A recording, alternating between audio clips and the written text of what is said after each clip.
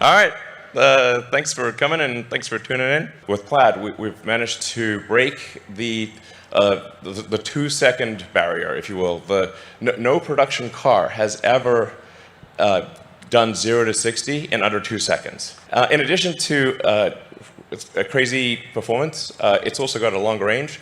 Even with the tri-motor high performance, it's got almost a 400-mile range. And in the dual motor configuration, it's got a 412-mile range. And we've also improved the supercharging speed, so you can get 187 miles of range in 15 minutes. In terms of additional stats, it's also the fastest production car to complete a quarter mile, so 9.23 seconds. It's got a 200-mile-an-hour top speed, over 1,000 horsepower, almost 400-mile range. Like I said, charges so fast, it'll be probably done by the time you have a coffee, basically. We have an all-new battery pack. And then something we're really proud of is the new carbon-sleeved rotors for the motor. And it's single speed from 0 to 200 miles an hour. I mean, you can pick this motor up with your hands, and it can accelerate a 2-ton car to 60 miles an hour in 2 seconds. It goes up to 20,000 RPM and maybe a little more.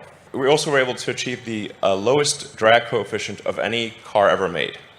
We also have the latest and greatest in heat pump, which is basically the HVAC system for the car. It's 30% better cold weather range and requires 50% less energy for cabin heating in freezing conditions. And the radiator is twice as big for heat rejection. So you'll be able to actually do back-to-back 0 to 60s, go on the track, just haul ass, and as you'll see tonight, this car is just going to do over and over again, and it doesn't get winded. And then it's also engineered for maximum safety as well. So we think we can get the lowest probability of injury of any car ever tested. And then the design, we've obviously made a lot of refinements to the exterior, and then we've completely redone the interior. As you can see, we changed the orientation of the main screen, so it's easier to watch movies and that kind of thing in landscape. In other notes, we have ventilated front seats. We have this yoke steering wheel, which is a little different, but I think once you try it, you'll think it's great. The visibility of the main screen is super clear, especially for autopilot, so you can see the entire panoramic view. I think generally all input is error. So we want, if you have to do something that the car could have done already, that should be taken care of. The software should just do it.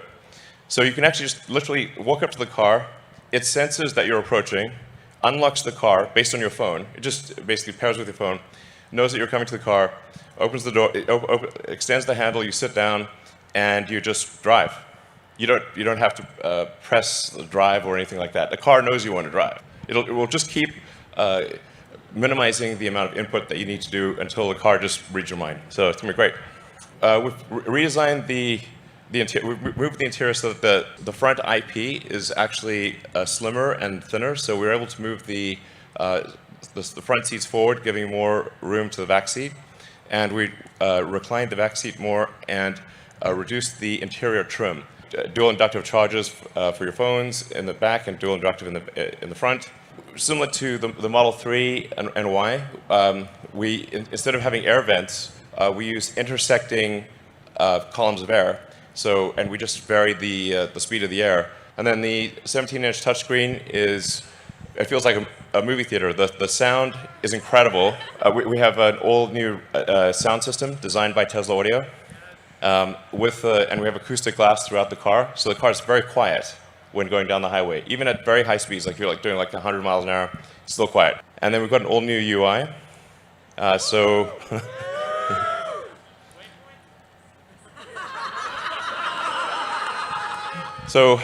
the UI is basically easy to move around, expand, contract, shift music to the left, to the right, and we're going to keep improving it. So it basically feels like a modern tablet or phone. And then it's not PS4, it's PS5. It can play Cyberpunk.